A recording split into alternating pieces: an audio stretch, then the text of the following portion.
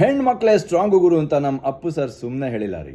ಎಂಥ ಬಾಂಬಾರ್ಡ್ ಪರ್ಫಾರ್ಮೆನ್ಸ್ ಕೊಡ್ತಾ ಇದ್ದಾರೆ ನಮ್ಮ ಹೆಮ್ಮೆಯ ಹೆಣ್ಣು ಮಕ್ಕಳು ಇಂಗ್ಲೆಂಡ್ ವಿರುದ್ಧ, ಅದು ಹೋಮ್ ಆಫ್ ಕ್ರಿಕೆಟ್ ಅಂತ ಕರೆಸ್ಕೊಳ್ಳೋ ಲಾರ್ಡ್ಸ್ನಲ್ಲಿ.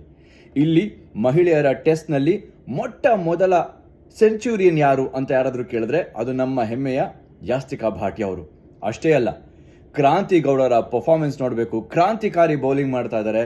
ಹಾಗೆ ಸ್ಮೃತಿ ಮಾಂದನ ಖಂಡಿತವಾಗ್ಲೂ 2 ಇನ್ನಿಂಗ್ಸ್ನಲ್ಲೂ ಶತಕ ಮಿಸ್ ಮಾಡಿಕೊಂಡ್ರು ಅಂತಾನೆ ಹೇಳಬೇಕು, ಅಷ್ಟು ಬೊಂಬಾಟಾಗಿ ಆಡಿದ್ರು. ಕ್ಯಾಪ್ಟನ್ಸ್ ನಾಕ್ ಬಂತು, ದೀಪ್ತಿ ಅವರ ಅರ್ಧ ಶತಕ ಆಮೇಲೆ ನೋಡಬೇಕಿತ್ತು.